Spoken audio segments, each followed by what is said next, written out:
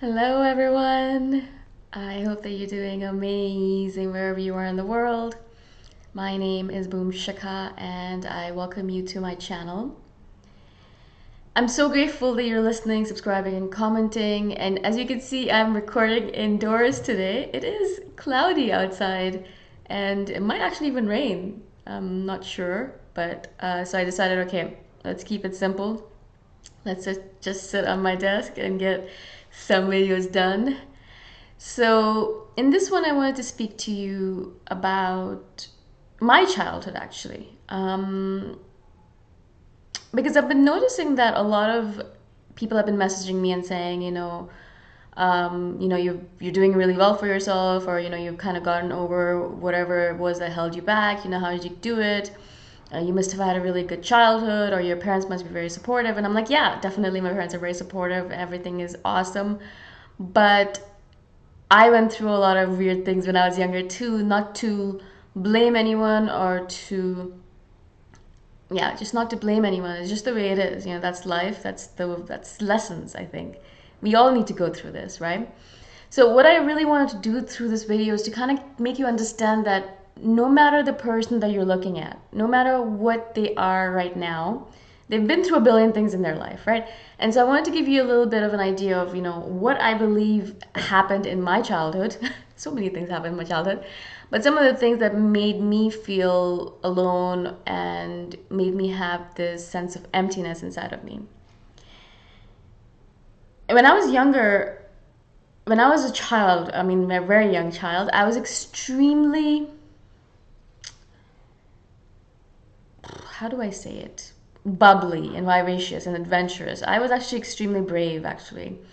You would say that I'm brave right now again, and maybe I am again, but back then I was afraid of nothing, as children are. I was so powerful. I can still remember my power and how unafraid I was of everything.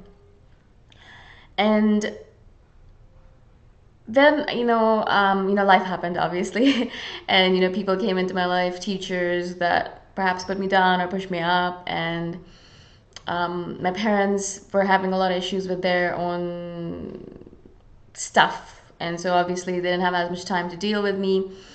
They were nuclear parents, and nuclear families really in general, I feel, is such a terrible idea. It is independence, of course, but also it's a I'm sure you've heard of the saying that it takes a village to raise a child, and they've actually done studies on it that says that you need 6 people to raise one child. That's what someone recently told me, and I looked it up. So it doesn't necessarily have to be the parents, but it has to be a family, like a grandmother's parents, sisters, brothers, nieces, nephews, aunts, uncles, right? And so yes, communal families or multi-generational families are so tiresome sometimes, but there's a reason why they actually work as well in order to raise children, because parents themselves have very little time, especially nowadays where both parents are working, and usually the child is not even being raised by the parents but by a daycare facility. I have a friend right now who is working in one, and the children there are like from 8 months to 14 months. Some of them can barely talk. So, and they spend all day long with her. She's amazing. She's a great caretaker, but they don't spend time with with their parents at all, like at all, and they're babies, right? I mean, this is the kind of world we live in. So in general, like my parents have very little time, and also I kind of got sexually molested when I was 10 or 11 years old, something like that.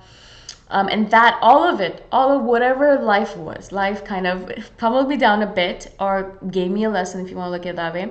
And I became really shy and withdrawn and nervous and anxious all the time. I was afraid all the time. I was afraid of everything, everything, everything. I was afraid of my parents dying. I was afraid of them living. I was afraid of them going outside. I was afraid of going to the washroom by myself. I was afraid of taking a shower. Like, I was afraid to eat in public. I was afraid of everything. And I've told you this before. And then I went to university in Canada. So we moved to Canada. Little by little, I was able to get over my shyness. I pretended, I was okay, that I wasn't as afraid as I was. Of course, I faked it. But then we moved to Canada and I went to university there. And there I really gained a lot of my independence, my freedom, and my courage back. Not all of it, but a lot of it back. Because Canada is such a great country to live in. They really do push children up. They really do push women up, and I felt so included and accepted and loved, even though I was just a new Canadian. I felt like I could do anything, I could be anyone. And I got a part-time job while I was in school, and the fact that I was making money, that boosted my confidence up a little bit more. And then I went through that phase, and I'm sure I've told you about this already, that phase where I was so empty on the inside, because like it felt like I had achieved everything at the age of 21. Like I had a great job. I got a really good full-time job with the CBSA, which is like the border services agency in Canada. Really well paid job. I was set for life. I would never have to work hard again. I just had to work the minimal amount, and I would make a lot of money doing nothing really at the government, and very cushy job. More than enough money to take care of all of my expenses and more. Like I had lots of money to spend on nonsensical things.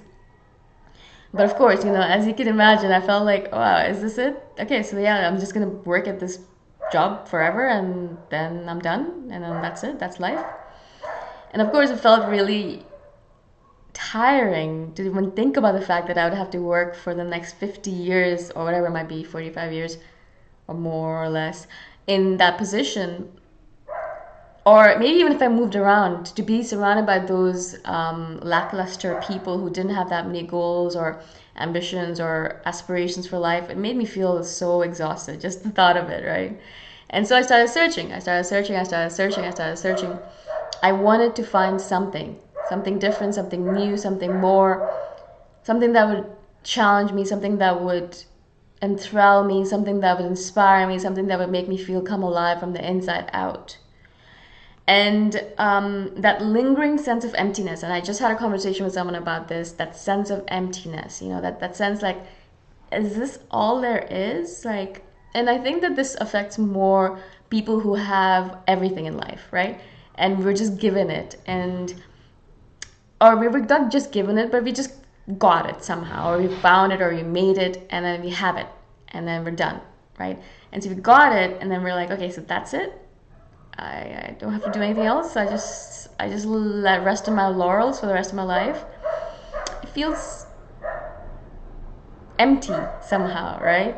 Not that I'm saying that we should always be striving or working for something more, growing and all that stuff. I think for myself that is definitely a requirement. Not everyone needs it though. Not everyone needs it. There are some dogs outside and they're obviously having a party. So obviously some people don't need it, but for me particularly as an individual, I really needed it. I need it still. I need that push. I need that drive. I need that ambition. I need that motivation to work towards something better, something newer, something bolder, something brighter. Now I'm not saying that I constantly need to be working, but I just constantly need to be growing, expanding, I think is the real word that I'm looking for. I constantly need to be expanding. It can be in a very small manner, really. As long as I'm learning a new language, like 1 or 2 words of a new language every day, I feel great. I feel expansive. I feel like, oh, good, I'm actually moving forward. Awesome. And so it doesn't need to be like, I'm taking over the world, obviously, but it needs to be a little bit of expansion. And that lingering sense of emptiness, that emptiness I felt, that is this all there is? Is this what I'm supposed to do for the rest of my life? Just work at this really well-paid job for the rest of my life, being bored? It felt, as I said, exhausting, but also empty, completely unmotivating, uninspiring, right? And so the rest of my story. I kind of like searched for 10 years. I did like lots of coaching, lots of searching, lots of reading. Maybe some other people might have gotten the answer faster. I didn't. It took me a long time to get here. I'm 37 now. I think I started searching when I was 22. So it's been 15 years. But I would say like I found the answer when I was 30. So about 8 years of searching, and I was like, all right, I know the answer. So I found out the answer, what was necessary for me to cure my feeling of emptiness, but I was too afraid to follow it. And it took me another couple of years to be like, all right, get it done. Stop standing in your own way.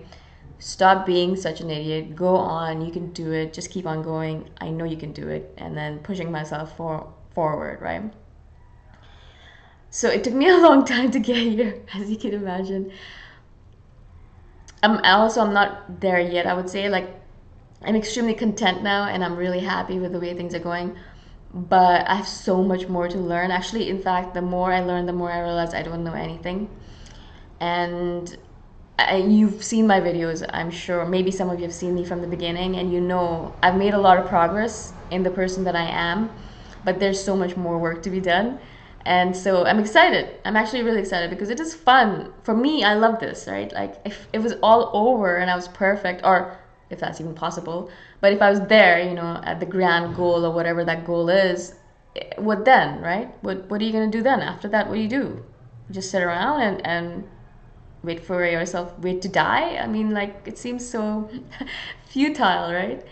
Um, I mean, the question also comes up, like, am I making up stuff to move towards? But it doesn't actually feel that way because I feel like my soul is excited and happy to be alive. It feels like my soul is like excited to get up in the morning and be like, all right, what are we gonna do today? Yay!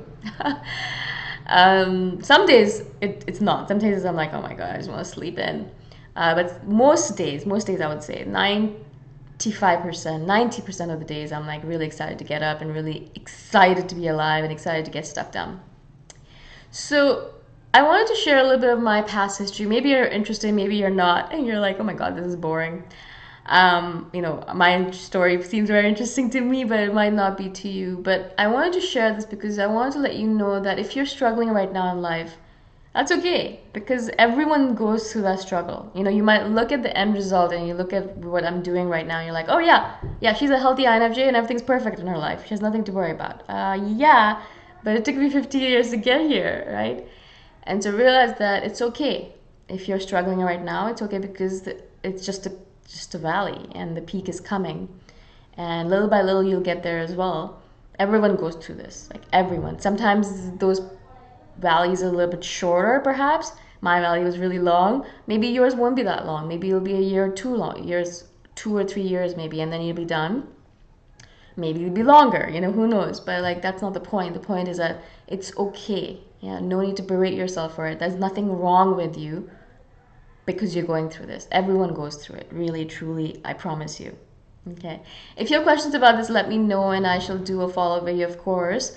But I hope this helps. I'm really grateful again that you're listening, subscribing, and commenting. I appreciate your support. And I shall see you the next time around. Bye for now.